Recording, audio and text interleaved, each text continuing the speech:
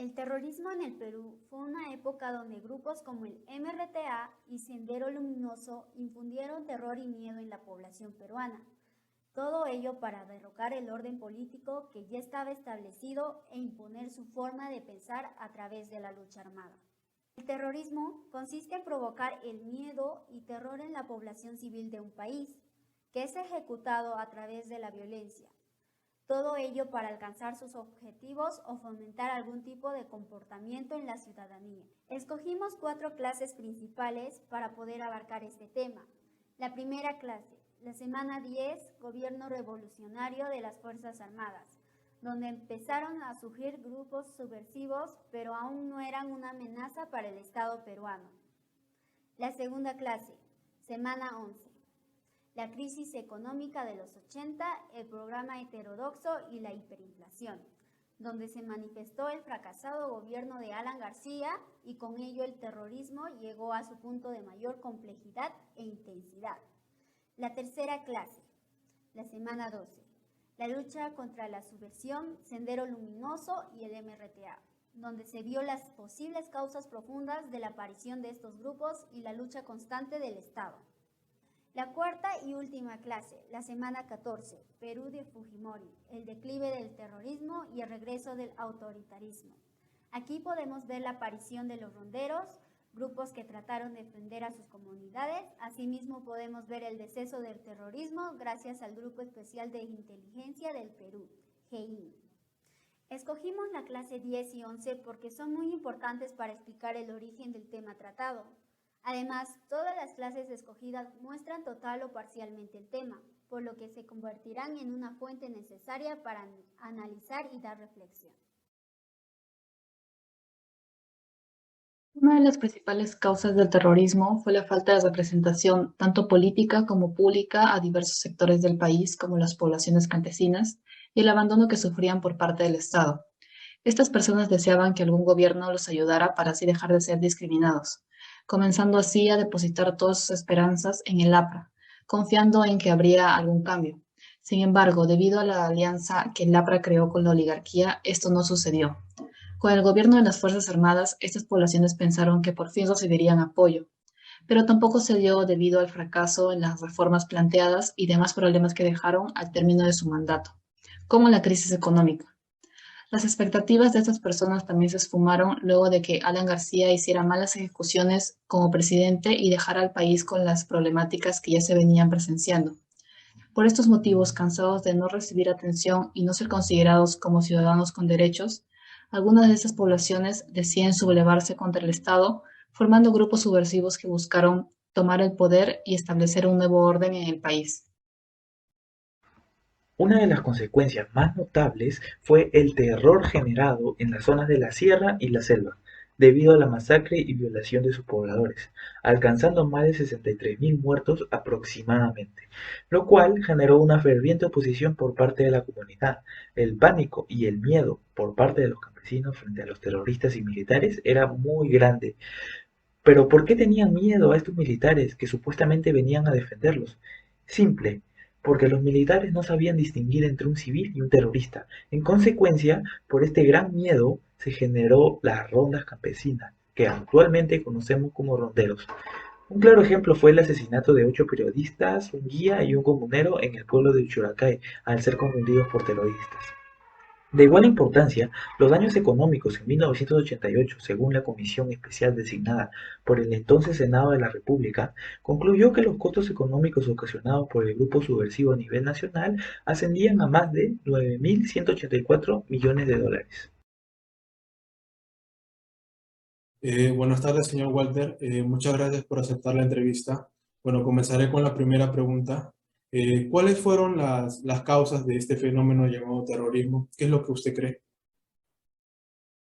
Las causas para que Sendero Luminoso y el MRTA tratasen de levantarse fue por el descontento del pueblo, por la diferencia entre las clases sociales que había tan pronunciadas, ¿no? Por ejemplo, mientras algunos podían contar con clínicas particulares, privadas, había pueblitos y zonas rurales donde no había ni una posta. E igualito era en la educación, las grandes universidades aquí en Lima y en provincia nada, ¿no?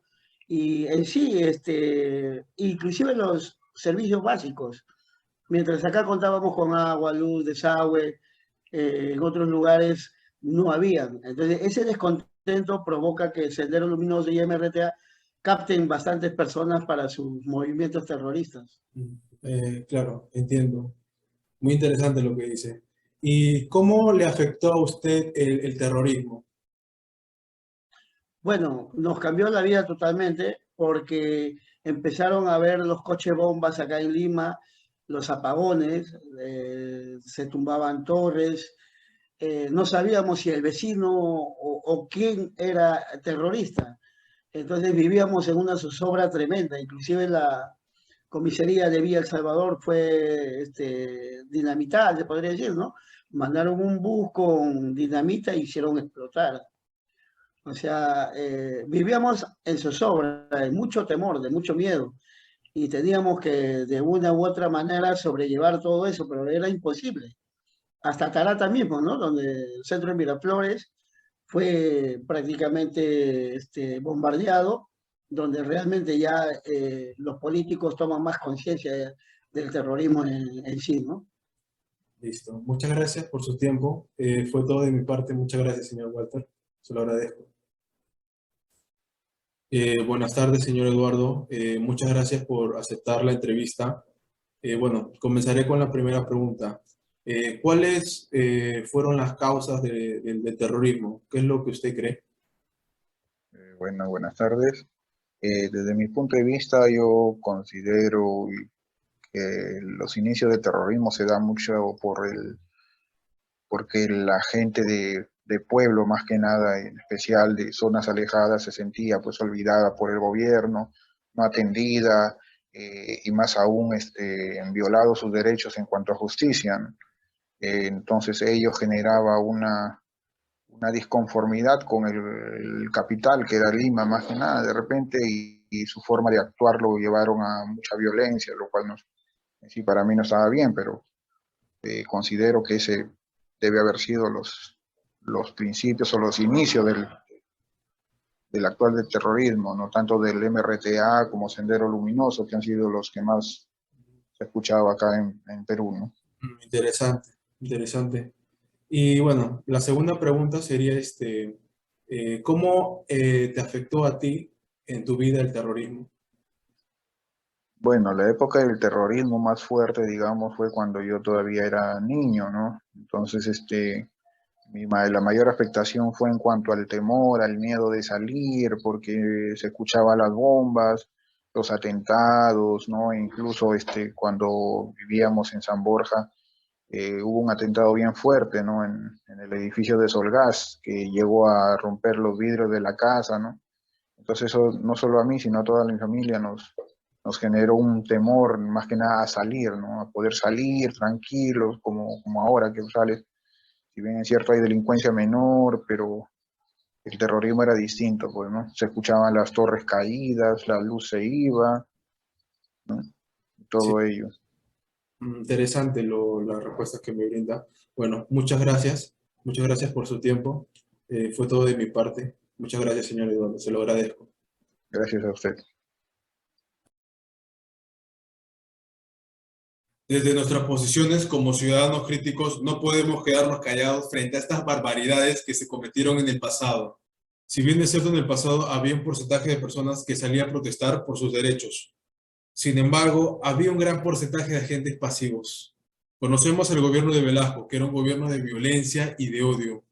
El gobierno de Alan, de mentirosos y sobones. Estos dos gobiernos le fallaron al pueblo. En consecuencia, fue una semilla para el terrorismo. Sabemos que cuando a alguien no se le escucha, inmediatamente gritará para que se le escuche. ¿Por qué el gobierno de Alan o de Velasco no dialogaron con el pueblo para llegar a un acuerdo? ¿Qué les costaba? Como nuestros entrevistados mencionan y nosotros también mencionamos, el terrorismo germinó por las desigualdades e injusticias del gobierno. Si el gobierno no ayuda al pueblo, ellos mismos se ayudarán. Tenemos el caso de los ronderos que se protegían de los militares y terroristas. Es lamentable el caso Churacay cometido por los comuneros. Pero la cara negativa de estos grupos es Sendero Luminoso y el MRTA. Lamentablemente, Sendero Luminoso y el MRTA eran de odio y carecían de reflexión para sus respuestas. La respuesta sería matar. ¿Quién diría que está bien? Es de locos, ¿no te parece? Como Adela Cortina menciona, las personas deben tener mínimos éticos de justicia. Nosotros como ciudadanos en el presente debemos ejercer nuestros derechos y deberes para un desarrollo social, educativo, económico, entre otras cosas más. Debemos poseer una participación activa y crítica, y solo lo podemos hacer mediante el diálogo y reflexión. Ese es el gran reto que tiene nuestro Estado y nosotros los ciudadanos. Debemos dar la mano, ser solidarios, tener mínimos éticos de justicia, reflexionar y dialogar para llegar a acuerdos. De esta manera evitaríamos los errores del pasado